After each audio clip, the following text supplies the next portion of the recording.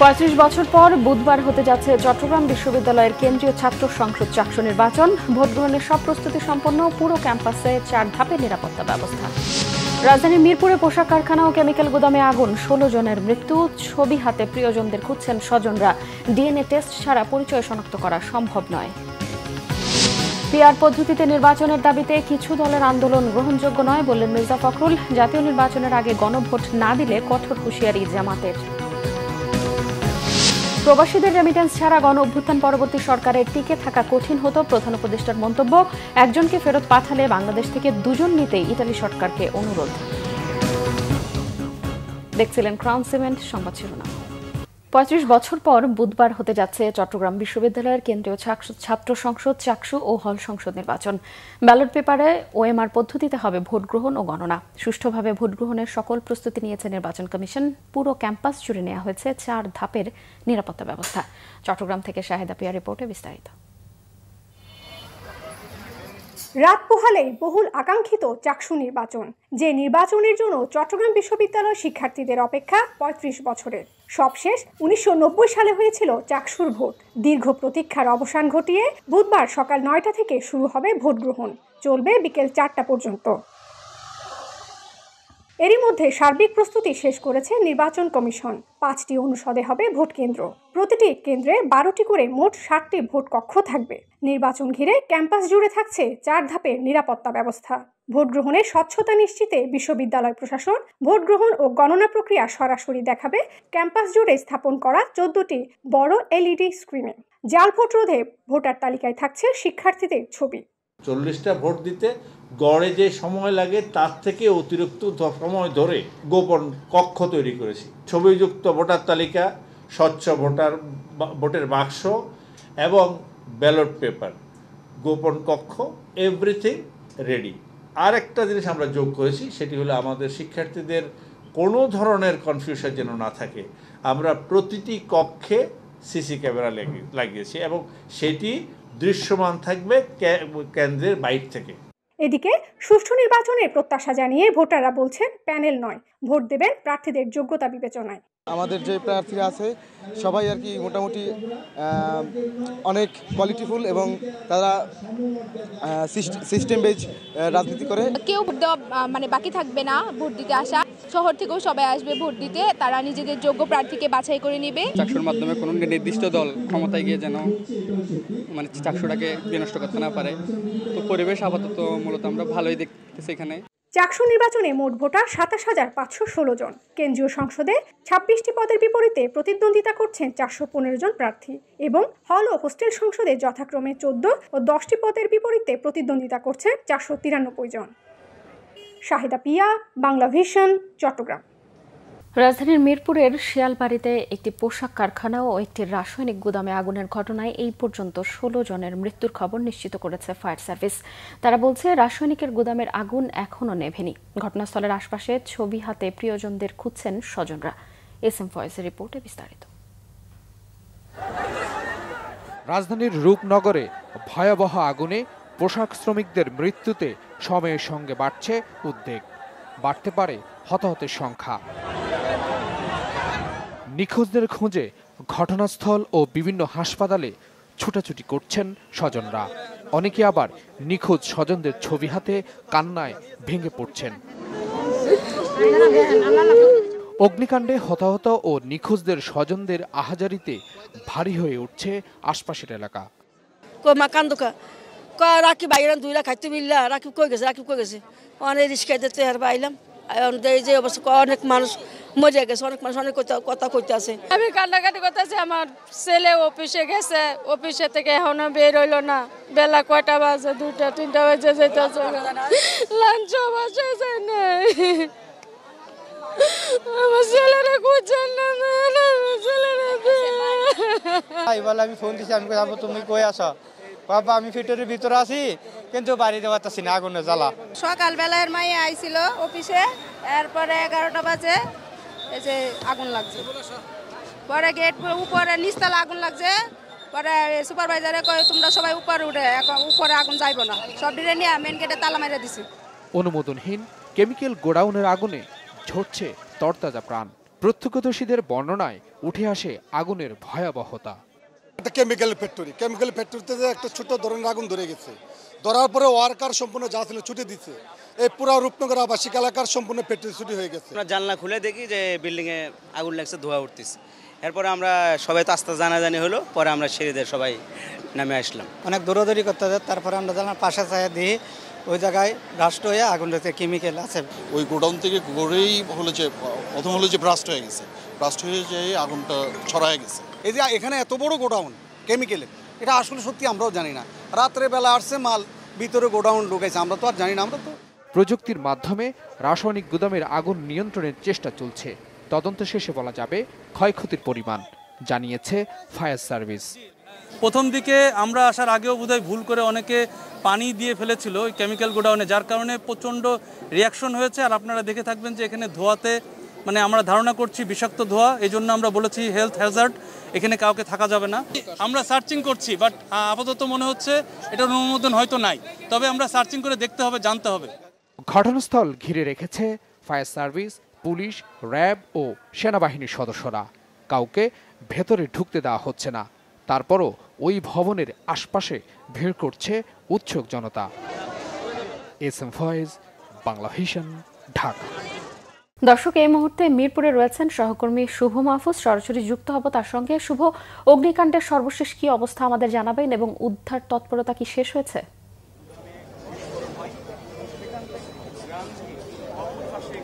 কনক, আপনি জানেন এই অগ্নিকাণ্ডের 13 ঘন্টা পার হলো, এখন পর্যন্ত অগ্নি নির্বাপন হয়নি। অর্থাৎ রাসায়নিক গুদাম যেটি রয়েছে সেটিতে কিন্তু এখন পর্যন্ত আগুন জ্বলছে। ফায়ার সার্ভিস বলছে যে তাদের যে কার্যক্রম সেটি আনুষ্ঠানিকভাবে শেষ হলো, তারা কিন্তু পর্যবেক্ষণে রেখেছে কখন এই আগুন নিবানো হবে। কিছুক্ষণ আগে এখানে ফায়ার সার্ভিসের মহাজ পরিচালক ব্রিফ করেছে গণমাধ্যমকে। তিনি জানিয়েছেন যে আসলে সকাল 8টার দিকে বুয়েট থেকে একটি টিম আসবে, তারা পরীক্ষা নিরীক্ষা করে দেখবে যে আসলে রাসায়নিক গুদামে যে আগুন নিচ্ছে না সেটি কি কারণে নিচ্ছে না, তারা তখন সিদ্ধান্ত নিলে হয়তো পরবর্তী পদক্ষেপ নেবে। এর আগে আগ পর্যন্ত কিন্তু ফায়ার সার্ভিসের কয়েকটি টিম কিন্তু এখানে রয়েছে, তারা কিন্তু পরিস্থিতি পর্যবেক্ষণে রাখবেন। আরেকটি বিষয় জানিয়ে রাখি, এখন পর্যন্ত এখানে 16 জনই মারা গিয়েছে, যেটা ইতিমধ্যেই গণমাধ্যমে প্রচারিত হয়েছে, এবং 16 জনের মৃতদেহ ঢাকা মেডিকেলের বার্ন ইউনিটে রাখা হয়েছে। এদের পরিচয় শনাক্ত করে কালকেই পরিবারের সাথে ডিএনএ টেস্টের মাধ্যমে তাদেরকে হস্তান্তর করা হবে। একই সাথে 5জন আহত হয়েছে, তারা কিন্তু প্রাথমিক চিকিৎসা নিয়ে কিন্তু তারা চলে গেছে। আমরা এখানে কিছুক্ষণ আগে বিএনপির সিনিয়র যুগ্ম মহাসচিব রুহুল কবির রিজভী এসেছেন। তিনি ঘোষণা দিয়ে গেছেন বিএনপির পক্ষ থেকে নিহত 16 পরিবারকেই 1 লক্ষ টাকা করে অনুদান দেওয়া হবে। একই সাথে তার আগে জামাতের আমির এসেছে ডাক্তার শফিকুর রহমান, তিনিও একই ঘোষণা দিয়ে গেছেন, নিহত পরিবারের পাশে থাকবে এবং 1 লক্ষ টাকা অনুদান দিবেন। তো এইভাবে রাজনৈতিক ব্যক্তিবর্গ এখানে এসেছেন। এছাড়া এখনো এখানে যে স্থানীয় মানুষ রয়েছে তাদের মধ্যে কিন্তু এখন আতঙ্ক রয়েছে, যেহেতু আগুন এখন পর্যন্ত নিভে না। তবে এই আগুন নিভানোর জন্য ফায়ার সার্ভিস চেষ্টা করে যাচ্ছে।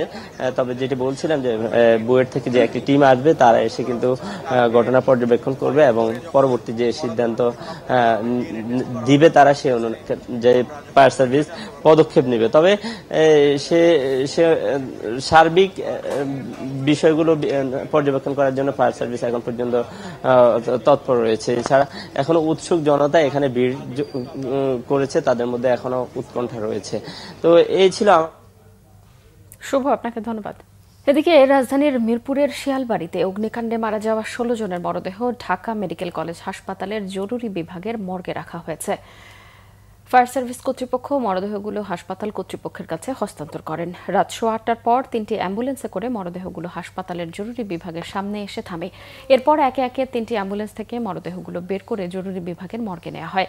এ সময় আগুনের ঘটনায় নিখোঁজ ব্যক্তিদের স্বজন ও উৎসুক জনতা হাসপাতালের সামনে ভিড় করে। ফায়ার সার্ভিস কর্তৃপক্ষ জানিয়েছে এখনও মরদেহগুলোর পরিচয় শনাক্ত করা যায়নি।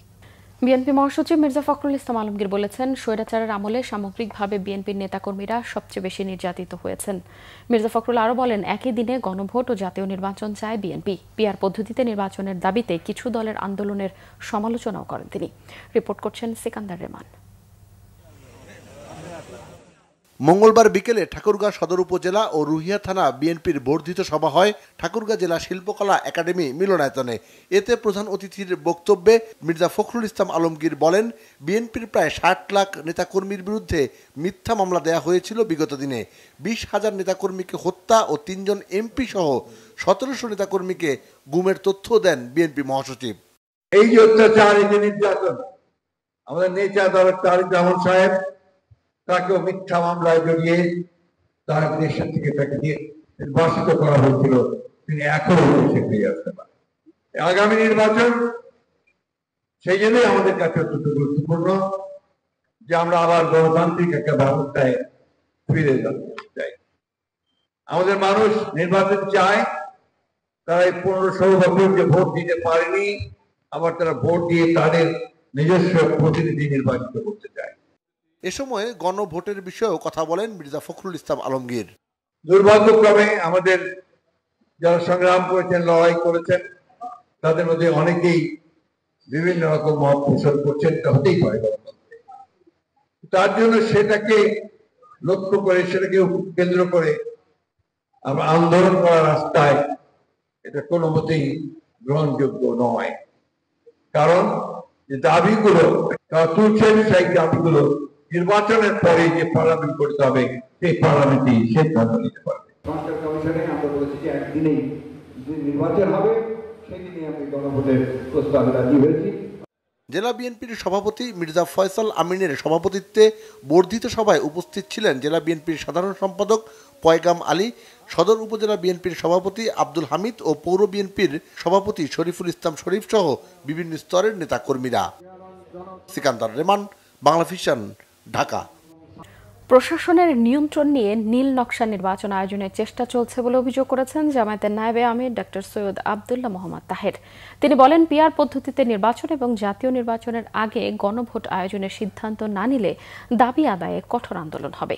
মুহিবুল্লাহ মুহিবের রিপোর্টে বিস্তারিত। জাতীয় নির্বাচনের আগে জুলাই সনদ নিয়ে গণভোট আয়োজন এবং পিআর পদ্ধতি বাস্তবায়ন সহ 5 দফা দাবিতে ঢাকা মহানগরীতে 7টি রাজনৈতিক দলের মানববন্ধন। মানববন্ধনে বাংলাদেশ জামায়াতে ইসলামীর নায়েবে আমির ডাক্তার সৈয়দ আব্দুল্লাহ মোহাম্মদ তাহের বলেন, বিএনপি ক্ষমতায় যাওয়ার আগেই মানুষ তাদের পদত্যাগ চাইতে শুরু করেছে। শান্তিপূর্ণ আন্দোলনে সরকারের কানে পানি না গেলে কঠোর আন্দোলন ঘোষণার হুঁশিয়ারিও দেন দলটির নেতারা।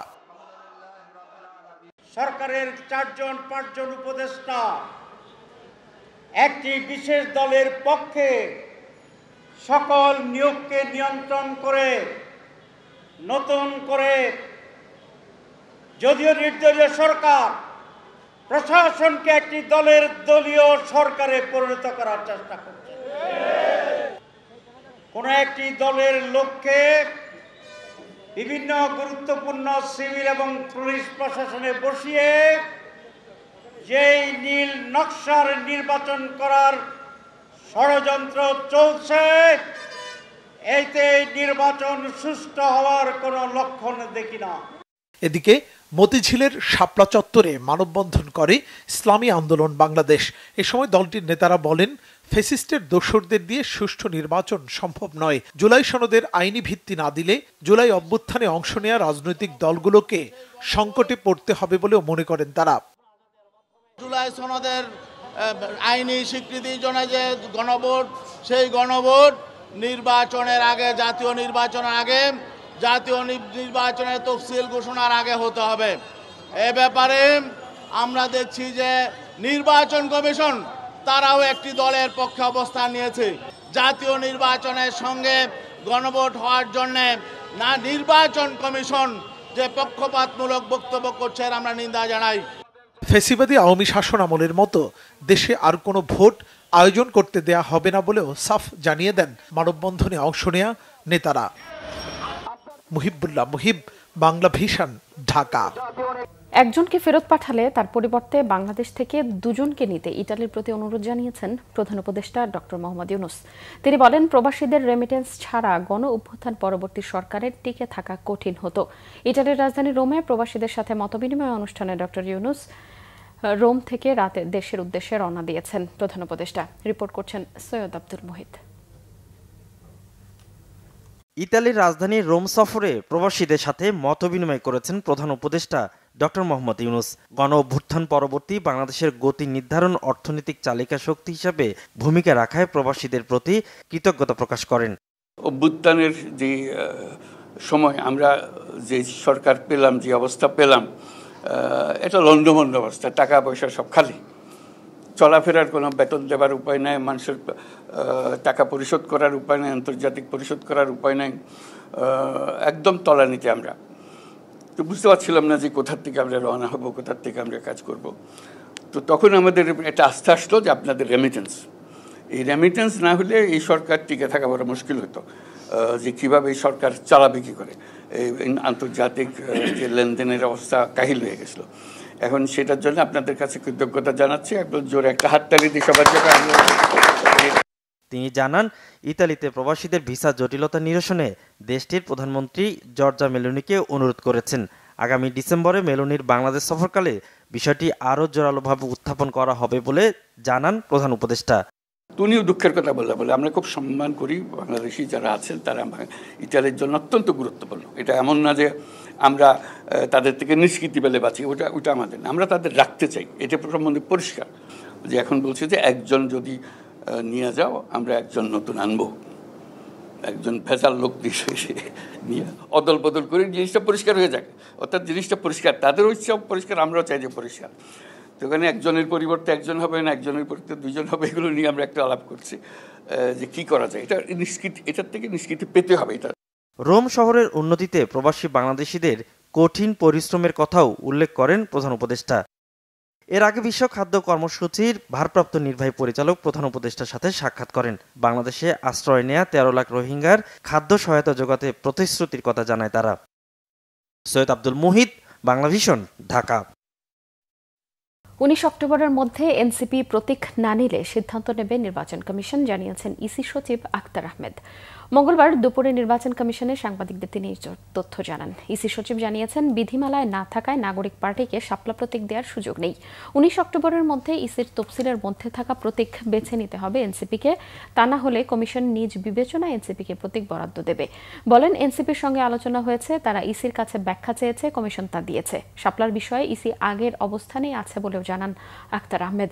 প্রবাসী ভোটারদের বিষয়ে কাজের অগ্রগতি নিয়ে তিনি জানিয়েছেন, পুরনো 11টি দেশের সঙ্গে নতুন করে আরও 4টি দেশের ভোটার তালিকা হালনাগাদ শুরু হবে। এছাড়াও নভেম্বরের প্রথম সপ্তাহে ভোট দেওয়ার অ্যাপ লঞ্চ করার আশা করা হচ্ছে।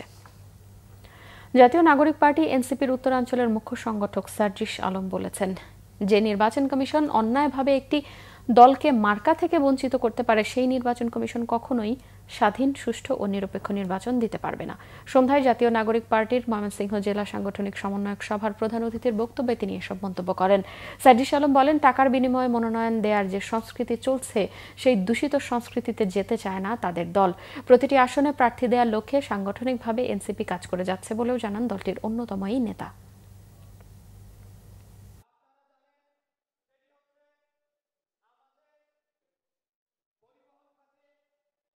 যেই নির্বাচন কমিশন অন্যায়ভাবে একজনকে একটা মার্কা থেকে বঞ্চিত করতে পারে, ওই নির্বাচন কমিশন এই বাংলাদেশে কখনোই স্বাধীন, সুষ্ঠু, নিরপেক্ষ নির্বাচন দিতে পারে না।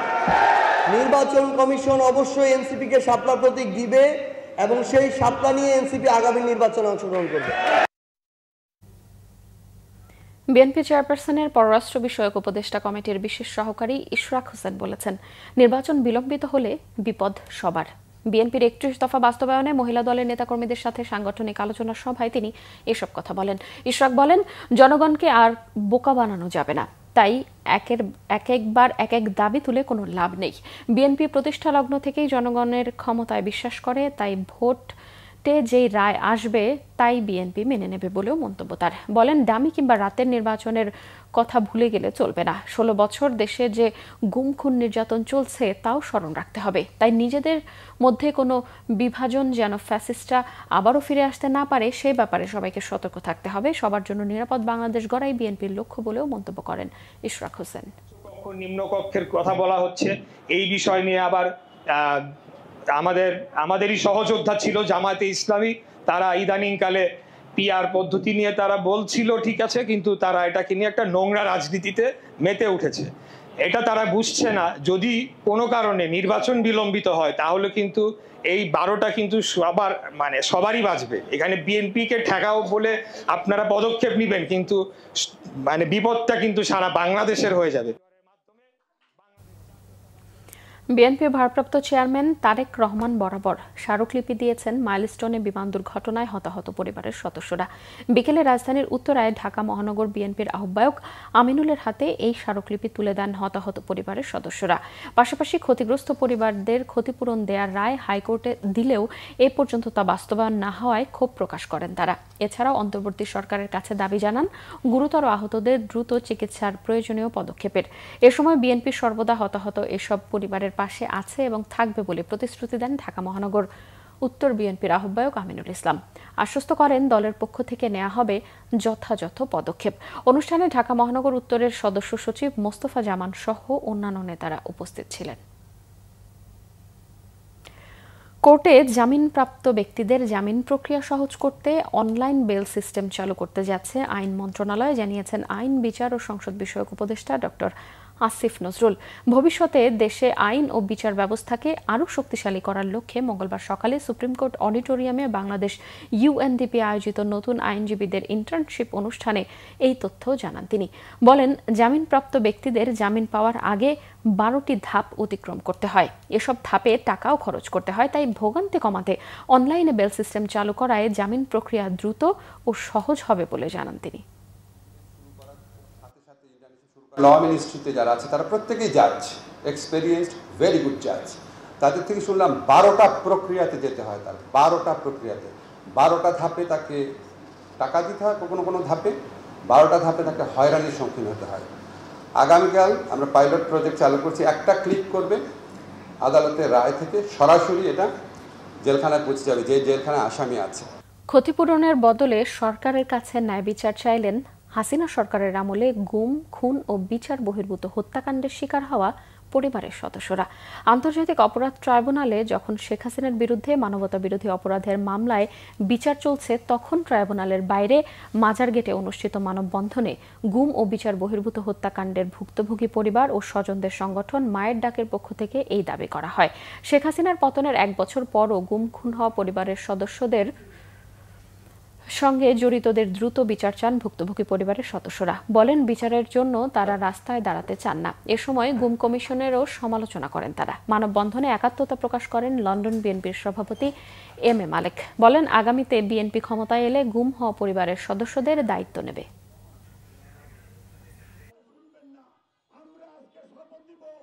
যারা গুম হয়েছে তার পরিবার এবং যারা খুন হয়েছে তাদের সাথে যারা বিশ্বাসঘাতকতা করবে, যে দল যে গোষ্ঠী হোক, তার বিরুদ্ধে আমাদের অবস্থান থাকবে।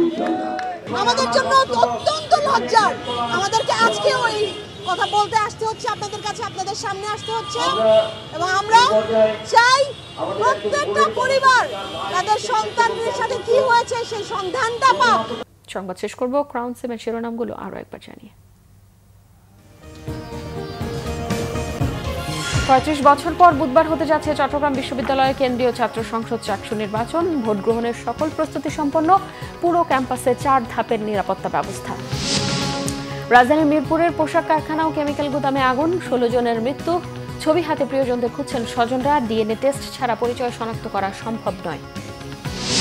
পিআর পদ্ধতিতে নির্বাচনের দাবি কিছু দলের আন্দোলন গ্রহণযোগ্য নয় বললেন মির্জা ফখরুল। জাতীয় নির্বাচনের আগে গণভোট না দিলে কঠোর হুঁশিয়ারি জামাতের।